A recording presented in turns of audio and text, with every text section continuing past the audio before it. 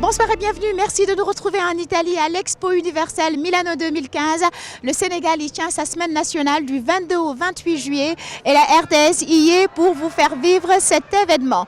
Retour sur la journée d'hier, le président de la République était avec nous et après avoir officiellement ouvert le forum économique, Macky Sall a fait un tour au pavillon du Kazakhstan, des Émirats arabes unis, de la Mauritanie, mais il n'a pas oublié bien évidemment celui du Sénégal et c'est un compte rendu d'Aboubakry Kane.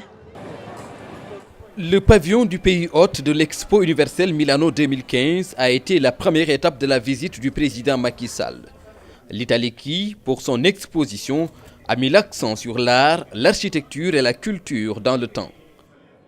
Ici, on a 21 paysages, parce qu'on a 21 régions, et ça démontre que l'Italie va de la haute montagne jusqu'à la mer. Ici, c'est la partie de la montagne. On est dans le nord de l'Italie, tout près, on a les montagnes ici. Et alors, il y a toute la beauté de la montagne, mais aussi on a la mer et tout l'eau. Des messages forts, notamment sur la responsabilité des nouvelles générations. Mais nous sommes aussi responsables de ça. Au-delà de la beauté des paysages de l'Italie, l'exposition est aussi remplie d'histoires, retraçant les grandes étapes de l'Empire romain à la Renaissance. Ici, on a vraiment en Italie beaucoup de choses qui sont faites par l'homme. Alors là, il y a la nature qui a créé la beauté. Et ici, c'est l'homme qui est intervenu sur la nature pour créer une autre beauté. Et on passe de l'Empire romain à la Renaissance. Le tremblement de terre en septembre 1997 avait également emporté la basilique et fait des centaines de morts. Un patrimoine reconstruit de façon impressionnante. On a eu un tremblement de terre en 1997, ça c'est direct, le jour du tremblement de terre, vous voyez dans la basilique, toute la basilique commence à bouger très fort, tout le monde va. Et ici il y a les fresques de Giotto, il y avait les fresques de Giotto de 1250 qui sont tout à fait écoulés, sont détruits, 400 sont morts. Après l'Italie, le président Macky Sall, accompagné de la première dame et d'une forte délégation, s'est rendu au pavillon du Kazakhstan.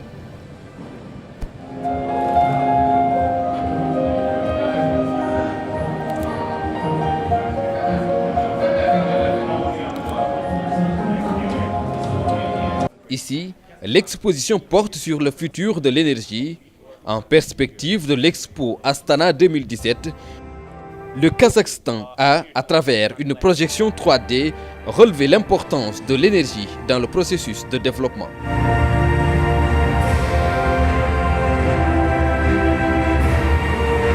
À travers l'Expo universelle, le génie des peuples est sublimé par la créativité et l'innovation. Les Émirats arabes unis préparent l'Expo Dubaï 2020. Une projection futuriste a prouvé leur ingéniosité.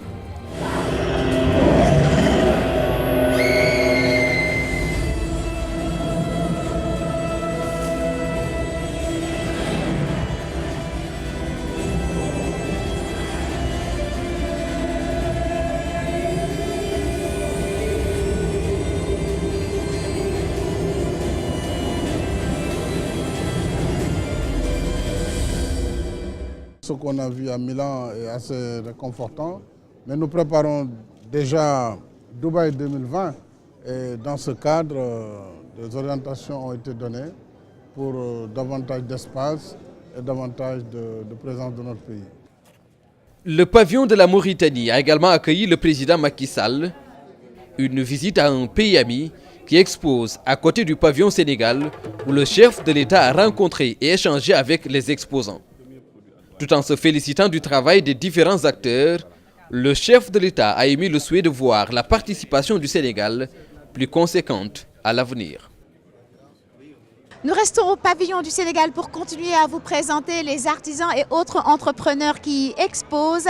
Hier, ils ont eu la visite surprise de la première dame qui a effectué quelques achats à Ramdao. Ils s'attendaient à la visite du président de la République, mais ils ne savaient pas que quelques heures plus tôt, la première dame y ferait un tour.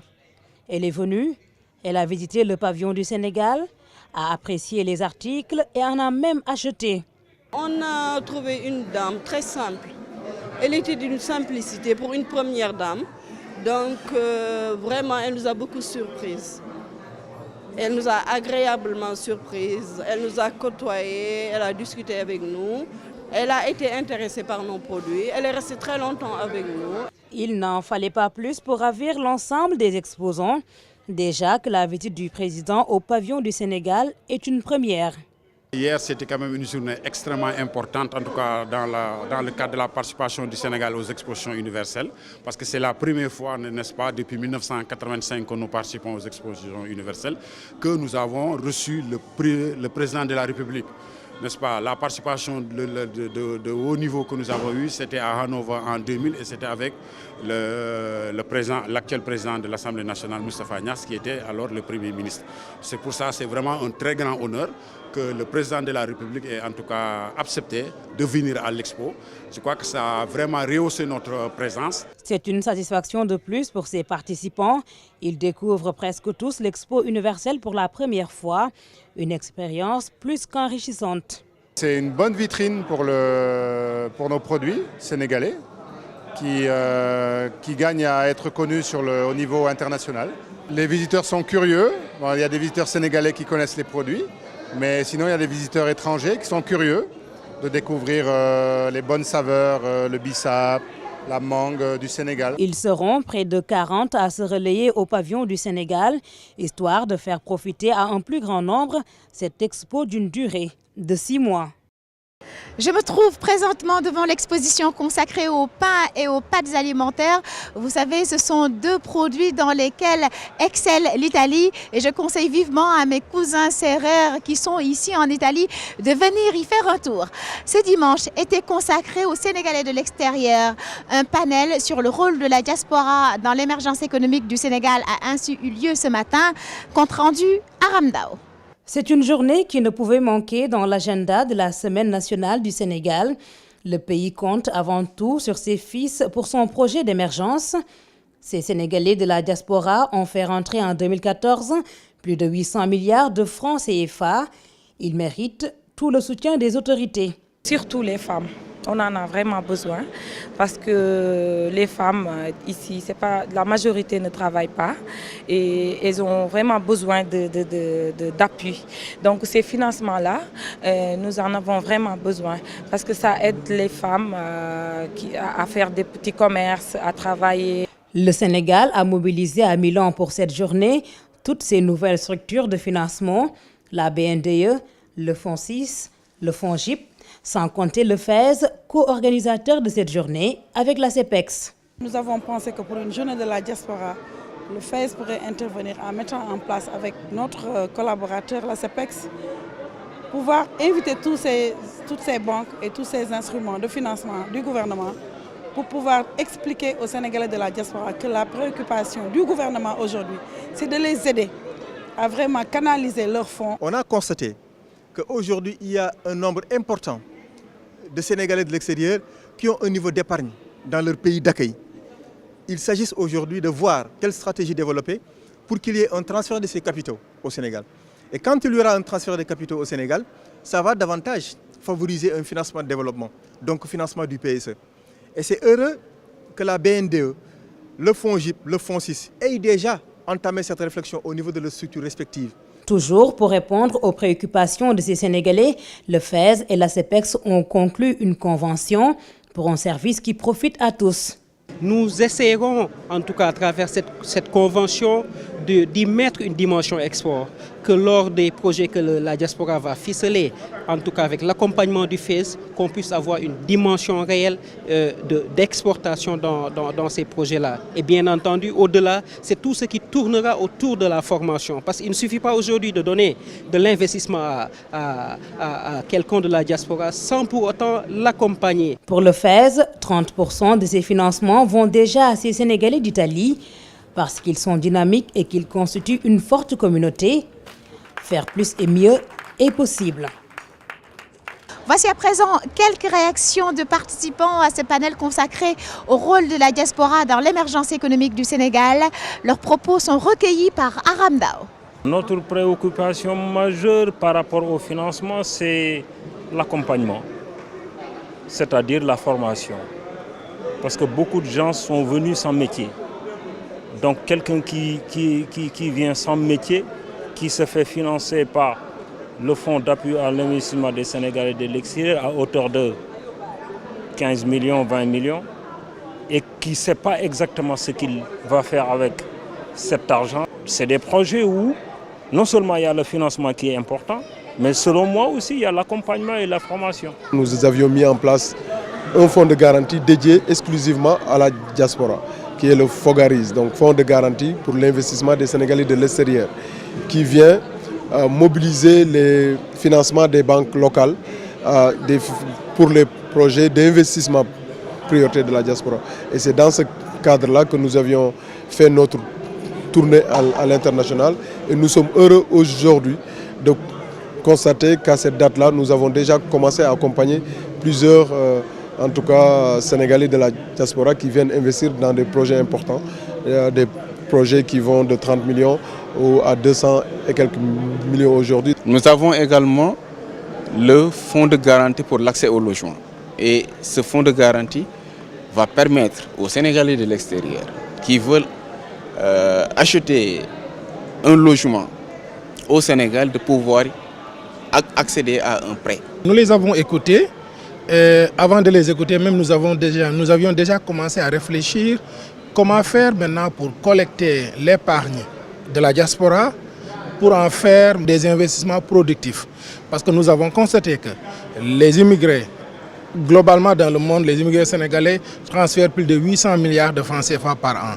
Mais la plupart de ces 800 milliards sont utilisés comme consommation pour leurs familles qui sont restées au pays. Donc, ils épargnent et souvent, ce qu'ils épargnent sont souvent restés soit dans leur pays d'accueil ou bien au Sénégal, mais cette épargne n'est pas utilisée vraiment pour créer tout ce qui est investissement productif. Ce que nous voulons faire aujourd'hui, nous en tant que FONSIS d'abord et en coordination avec les autres instruments créés par l'État, ce que nous voulons faire, c'est créer un fonds diaspora.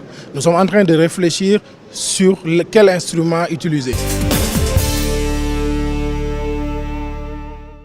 C'est l'heure de recevoir notre invitée du jour. Ce soir, nous avons l'immense plaisir d'accueillir Amy Sarfal. Elle est directrice d'Intelligence Magazine. Elle est également présente ici en Italie dans le cadre de son rôle d'ambassadeur du Sénégal pour l'Expo universelle Milano 2015. Merci de nous accorder cette entrevue, Madame Fall. Bonsoir Oumi, bonsoir à vos téléspectateurs et merci de m'avoir invitée sur votre plateau. Quel est le rôle d'un ambassadeur de n'importe quel pays et du Sénégal en particulier dans une Expo universelle ?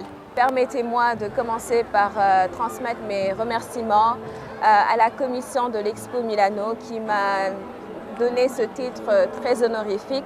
Le rôle de l'ambassadeur dans une manifestation comme l'Exposition universelle Milano 2015, c'est d'abord de représenter son pays, d'être à l'écoute des personnes intéressées pour investir au Sénégal, de pouvoir échanger sur la base d'arguments concrets sur ce que notre pays a apporté comme valeur ajoutée. Dans la sous-région, on sait que le Sénégal a une position enviée, une position qui fait qu'il est courtisé par les investisseurs. Donc au-delà de l'aspect stabilité, il faut également montrer qu'il y a un capital humain qui est là, qu'il y a énormément de facteurs qui peuvent rendre un investissement viable au Sénégal. Donc c'est également pousser les Sénégalais à venir ici, à découvrir l'exposition universelle et j'en profite pour lancer un appel à mes concitoyens du Sénégal et d'ailleurs pour leur demander de venir encourager l'équipe qui est sur place, qui est en train de faire un très beau travail, que j'aimerais encourager et féliciter au passage parce qu'il y a vraiment eu énormément de nuits blanches, d'après ce que j'ai constaté, pour parvenir à être à la hauteur des attentes des millions de visiteurs qui passeront par là. Et donc, je puis vous dire qu'on peut être optimiste parce que le forum économique d'hier est la preuve que les investisseurs sont intéressés par notre destination. Maintenant, à nous autres de comprendre que le capital humain se valorise sur la base de compétences que nous aurons à apporter sur la table. Il y a des investissements en sciences, des investissements dans le domaine pharmaceutique, etc., des investissements dans le domaine de la médecine, etc. Et j'en profite pour souhaiter un joyeux anniversaire à l'Association des femmes médecins du Sénégal qui célèbre leurs 25 ans, pour dire qu'en tout cas le capital humain, c'est vraiment ce qui fera la différence, d'où l'importance de promouvoir l'éducation et de promouvoir la santé. Le prétexte de cette invitation à Miss Arfal et votre rôle d'ambassadeur, bien sûr, mais également parce que cette journée est consacrée à la diaspora et vous êtes vous-même un pur produit de la diaspora sénégalaise. Vous avez vécu longtemps en France et aux États-Unis. Alors quel peut être le rôle de cette diaspora sénégalaise dans l'atteinte de l'émergence économique? Je crois que la diaspora, de façon générale, a un rôle à jouer dans l'émergence, en vue de l'émergence du Sénégal, mais aussi de l'Afrique de façon générale. J'ai eu la chance de rencontrer des Sénégalais basés en Italie et je puis vous dire que ce sont des personnes véritablement engagées à accompagner leur pays. Ils étaient venus nombreux à demander qu'est-ce qu'on peut faire, comment on peut participer, etc. Donc on sent que malgré la distance, ceux qui sont à l'extérieur sont véritablement attachés à leur pays. Donc je crois qu'il y a un besoin d'accompagnement qui se présente pour ceux qui sont dans la diaspora. Moi personnellement je suis revenue parce que j'avais envie de prendre part à ce qui se faisait et surtout parce que j'étais motivée. Quand on voit son pays avancer, on a envie de faire partie de cette dynamique. Donc de façon générale, je dirais que c'est une journée très importante. Et je suis contente d'être là, mais je dirais aussi que peu importe ce qu'on réalise à l'extérieur, peu importe ce qu'on fait à l'extérieur, on n'aura jamais le même sens, on n'éprouvera jamais la même fierté que lorsqu'on décide de le faire chez soi. Et donc c'est pour ça que je me réjouis des événements qui sont en cours au niveau du pavillon Sénégal pour marquer cette journée. Et surtout, je veux inviter mes concitoyens sénégalais, d'Italie et d'ailleurs, de tenter de revenir au Sénégal parce qu'il y a des opportunités là-bas, il y a des choses à faire. C'est vrai qu'il y a toujours cette anxiété de l'avenir, est-ce qu'on va réussir notre retour? Mais je pense que c'est un pas à franchir et je suis optimiste pour tous ceux qui tenteront l'aventure à nouveau au Sénégal. Merci de nous avoir accordé cette entrevue. Je rappelle que nous recevions ce soir Miss Arfal, directrice générale d'Intelligence Magazine. Elle est présente en Italie dans le cadre de son rôle d'ambassadeur du Sénégal pour l'Expo universelle Milano 2015. Merci et à très bientôt. Merci. C'est devant ce magnifique pavillon de l'Iran que s'achève aujourd'hui notre édition. Merci de l'avoir suivi.